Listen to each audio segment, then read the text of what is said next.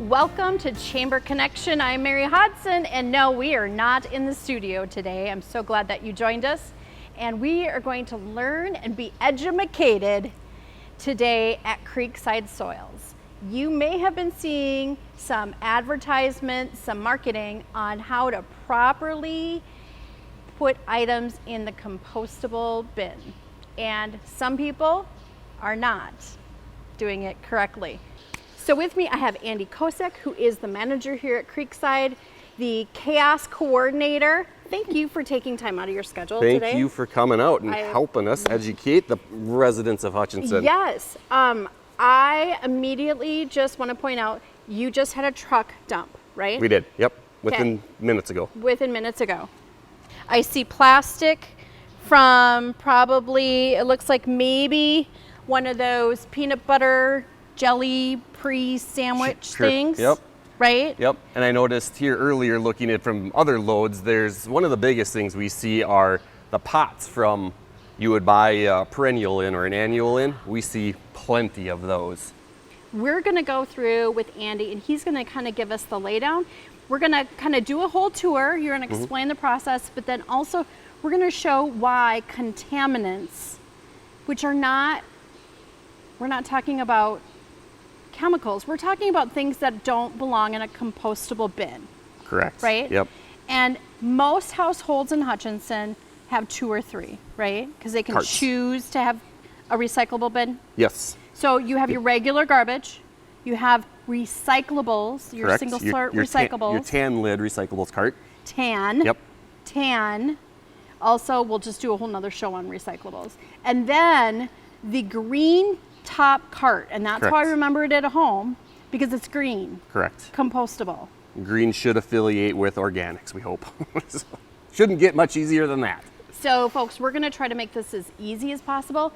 And then we're hoping that you're gonna share with other people what you've learned listening to Andy and I as we go through, and we'll keep as much shtick out of it, and we'll keep trying to work on the facts and the figures. How's that sound? Sounds like a plan to me. As you can see, if it really were to sniff out or really dial in on some of the materials we see, you know, there is a lot of contaminants that just simply do not belong. And we'll show you later how that affects the quality of the finished products. And we won't get into it, but I'm sure many people have heard about PFAS and the issues that that's causing. I have not, so let's talk about PFAS. It's a forever chemical, which is in pretty much anything made of plastic. Okay.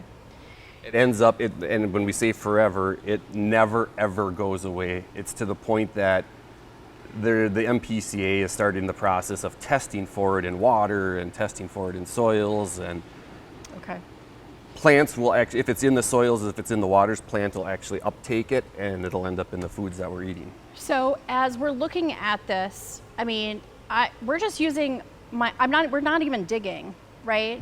I see a can, an aluminum can. I see a Target bag. And over here, I thought I saw something else. It looked like, it's another can.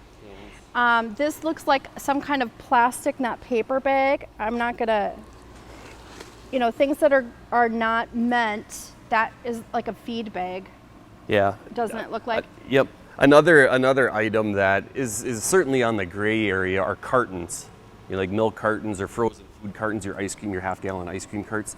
They're made from paper, made of, a heavier stock, but they're coated in wax. I was just going to ask you, but wait, they're coated in wax. Right.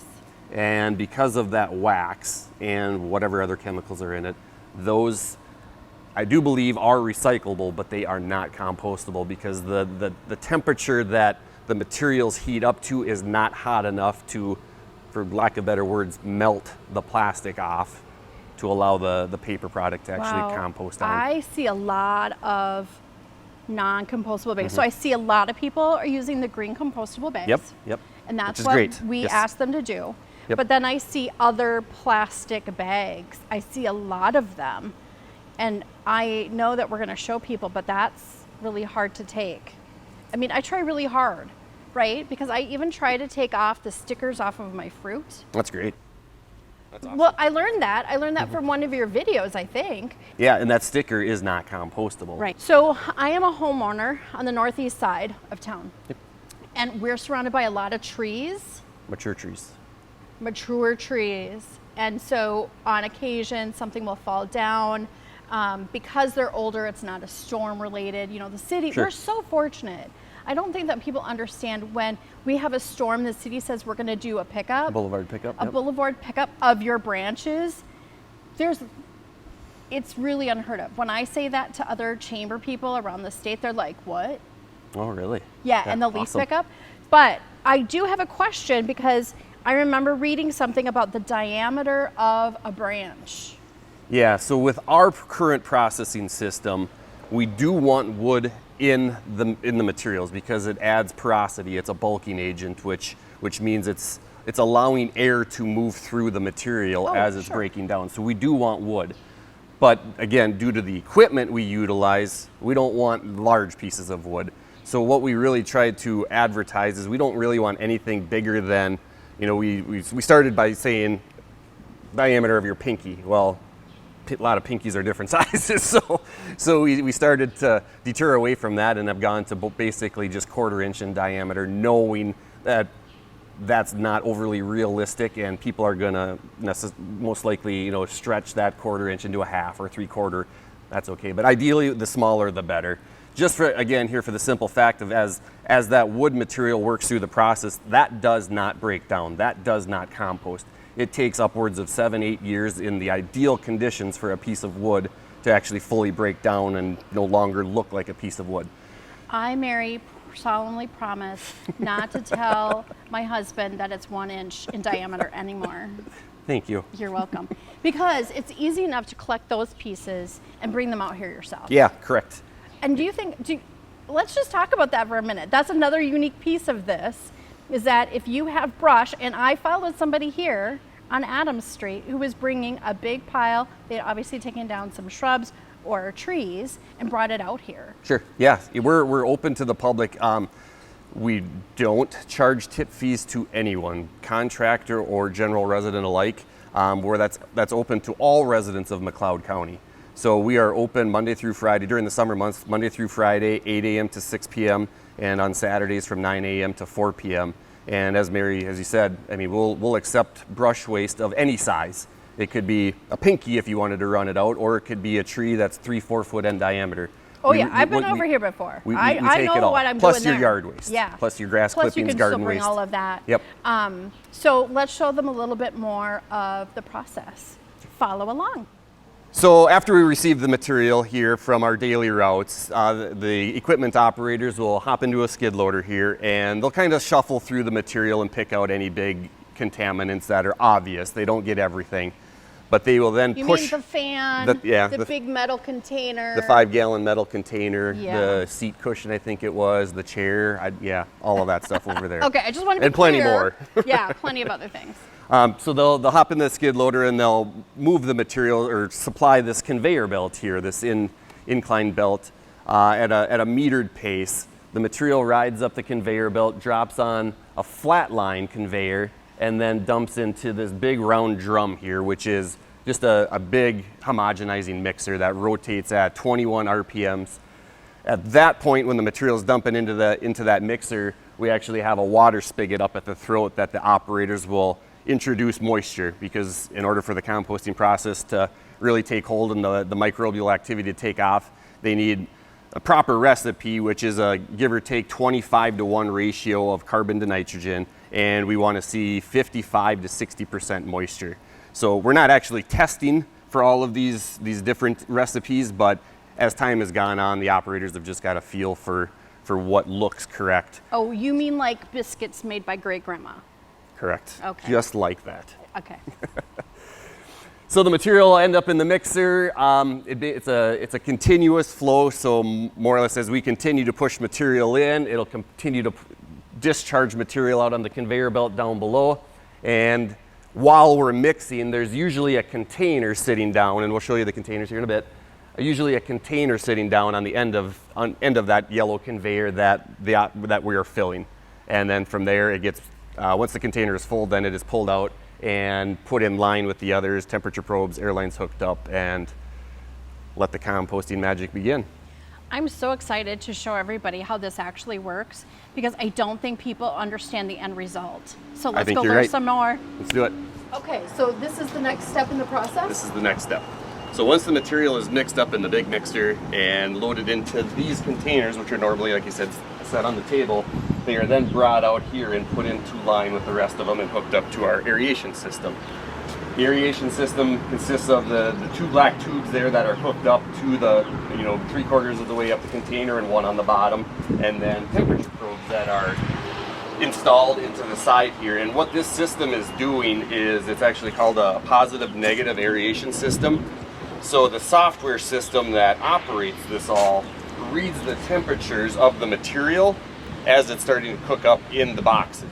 If the top temperature is warmer than the bottom, there's an air damper, that round, I always want to call it a box, but it's not a round box, but that round thing over there with the little orange box has an air damper in it, and that will direct the airflow.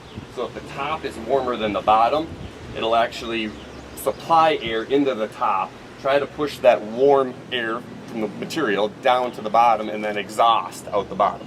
And then vice versa. If the bottom is warmer than the top, that air damper will change, supply air through the bottom, push that up, and then exhaust out the top, so we can essentially try to get an even cook throughout the material. And what kind of temperatures are we talking about? The temperature that the MPCA, the Minnesota Pollution Control, has established as a PFRP, the process to further reduce pathogens, is 131 degrees Fahrenheit for 72 hours consecutive. So after that point, and in a lot of cases, this material, if we mix it up today, the ambient temp is what, give or take 85 degrees. By tomorrow morning, we could see 120, 125 degrees already, and then it just, I don't want to say skyrockets, but it continues to go on. Normally, it'll plateau out around 140, 145. You'll maybe see the occasional 150, 160, but usually meeting 131 is not a problem. So from there, the material cooks, as we like to call it, in these containers for about 21 days, 3 weeks, and then from that point, we take it out to our curing pad where it's emptied out, put into windrows, and then turned with our composter to reintroduce oxygen into the material, kind of fluff it up, giving more oxygen to the bugs, to the microbes, so they can continue doing their thing. Oh yeah, if you've ever been through the leadership program, you love how much I like talking about microbes and bugs. Okay, let's go see what's next. All right, so when the material is done cooking in the containers, like I said, usually about 21 days, 3 weeks after it's been filled, it is then brought out to what we call a curing pad and dumped into windrows. These windrows here are formed, and as you can see, this windrow here is probably about 4 months old since the day the material has arrived or has been tipped at the facility, and as the composting process has gone on, the volume of material starts to break down, obviously, as materials break down as they compost. So the concentration of contamination starts to rear its ugly face as the material breaks down and we're essentially losing volume. So, looking at this windrow, there's just about everything you can about think of in this windrow.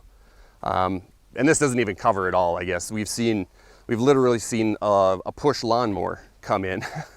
The handles were folded down, and they somehow got it to fit in their 95-gallon green cart, and it ended up here at the facility. But yeah, aside from that, you see a lot of film plastics, a lot of plastic containers.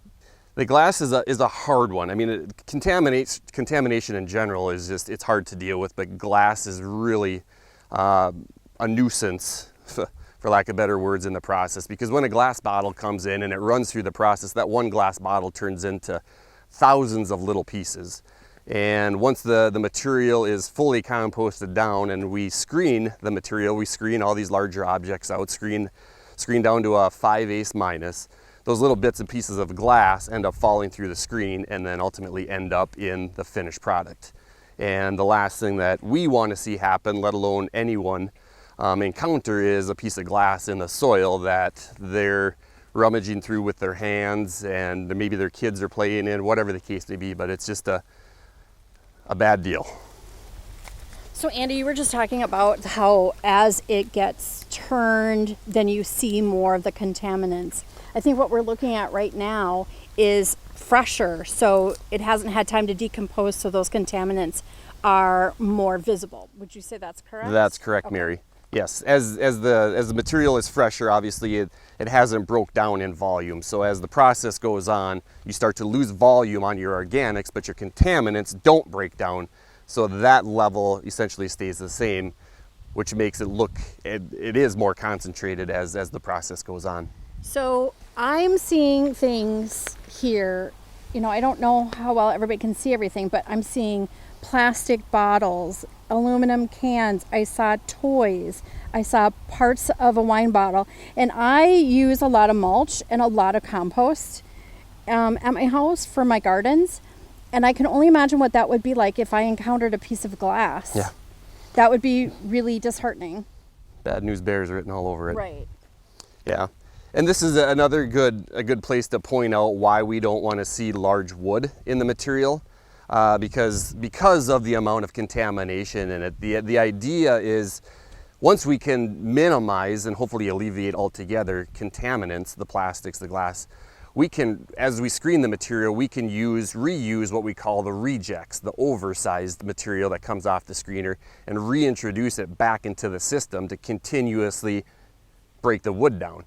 Well, with the amount of contamination we have in the material, more so the plastic films, it's just does not make any sense to try to reintroduce all of that contamination back into the system. So once this material is screened, those overs or those rejects, all of them go to the landfill, meaning all of that wood material. So if we could get everything to look like this nice little spot right here, I mean, you can see side by side, this looks like rich organic material, when literally a foot away you see extra sized branches, you see cardboard that's coated, plastic bags.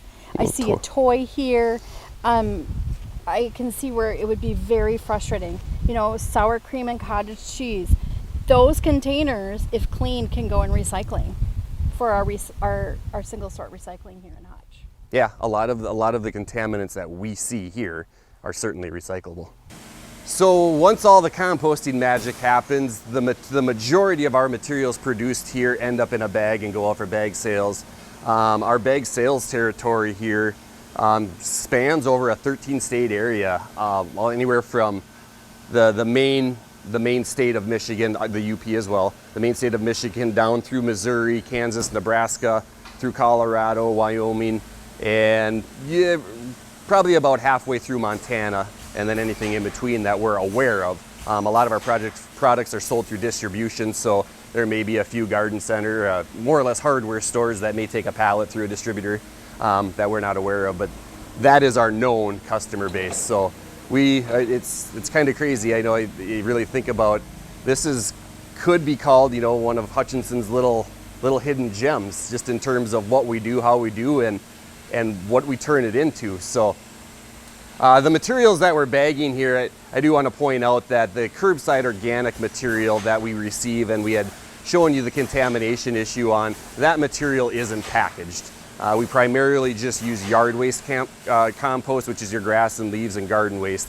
That is the material that is the base ingredient. So that material is generally a lot cleaner, next to nothing for any kind of contaminants. So quality control is a lot better on that than say it is on the curbside material. So we package under 3 brands. We have the Splendor Grow brand, that is what we consider our economy series, that you'll see in a bigger box.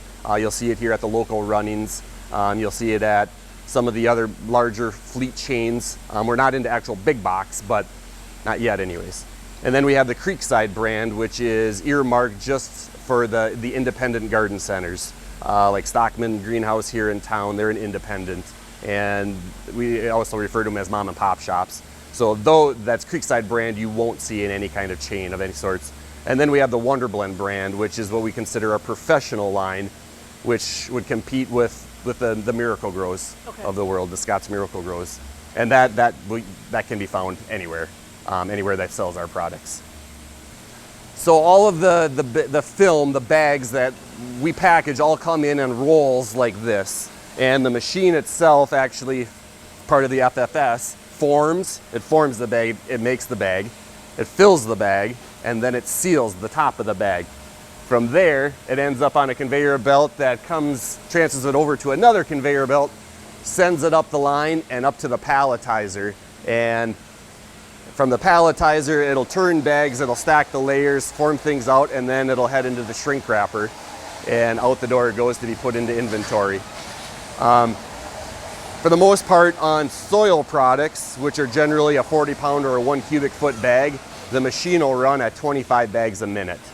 So this particular product, there's 70 bags on a pallet, so just under every 3 minutes it's kicking a pallet out, assuming everything is operating as it should. So from there, forklift operator, like I said, pulls it, takes it out, puts it into the inventory, and comes back and gets the next one. Okay, so something that people don't understand is that Creekside is part of the city Correct, of Hutchinson. Correct. The entity of City of Hutchinson, not Hutchinson, a city in Minnesota. So that means that dollars made from these sales go into the general fund. Correct, you got it. Of the city. Yes. Yep. So if we're doing this right, we're helping ourselves. Big time. Yeah. So yes, Mary's absolutely right. We are an enterprise fund of the city of Hutch. Our main intent is to make money, is to be profitable. Just like the Candace at the liquor store. We're here to make money, to transfer funds to the general fund, as you said, to help keep our tax base, our tax levy lower. On an annual basis, we are this fund that takes care of the bag sales here, transfers $120,000 a year over to the general fund. And if I'm not mistaken, I believe that accounts for approximately 2% of the tax levy. I think we're up to like 60 grand per percent, something to that effect. So substantial nonetheless. Substantial. Yeah. Big time. So thank you so much for today and walking us through this process. I think it's appropriate. We started with the first pile and now we're here. We're by some wood chips, I think. Yep. Some mulch.